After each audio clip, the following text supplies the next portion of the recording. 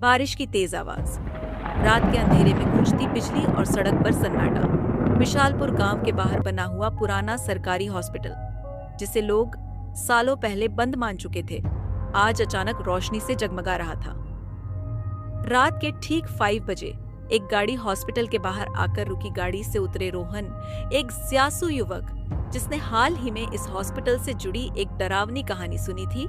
रात 12 बजे के बाद यहाँ कोई जिंदा नहीं रहता। रोहन ने अपने कैमरे को ऑन किया और अंदर की ओर बढ़ने लगा। हॉस्पिटल के अंदर घुसते ही एक अजीब सी ठंडक ने उसे घेर लिया। हर दीवार पर धूल और जाले थे, लेकिन कुछ चीजें बेहद असामान्य थीं। रिसेप्शन डेस्क पर रखा घंटी अभी भी नई लग रही थी। कोने में एक व्हील चेयर अपने आप हिल रही थी और फर्श पर ताजा खून के निशान। जैसे ही रोहन ने कदम आगे बढ़ाए, एक अजीब सी फुसफुसाहट सुनाई दी। यहाँ क्यों आए हो? लौट जाओ, मर जाओगे। रोहन ने इधर उधर देखा, लेकिन कोई नहीं था। वो धीरे धीरे खून के निशानों का पीछा करते हुए ऑपरेशन थिएटर तक पहुंच गया। दरवाजे पर लिखा था, तेवल डॉक्टर के लिए।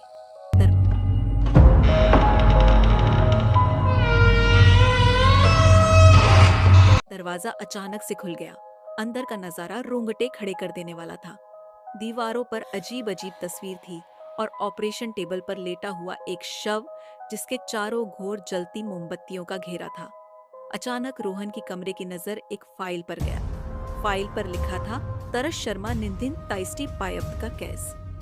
रोहन ने फाइल उठाई, लेकिन जैसे ही उसने पहला पन्ना पलटा, कमरे का सारा माहौल बदल गया। हवा ठंडी हो गई, रोशनी बंद हो गई और एक भयानक चीख गूंजी।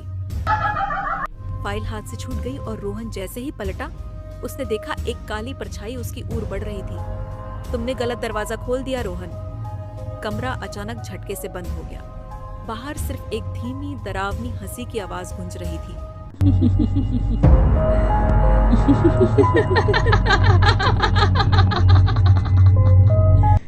रोहन के हाथ लगी वह फाइल।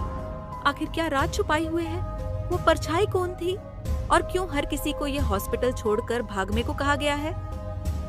देखिए अगला एपिसोड हॉस्पिटल का भयानक रहस्यों की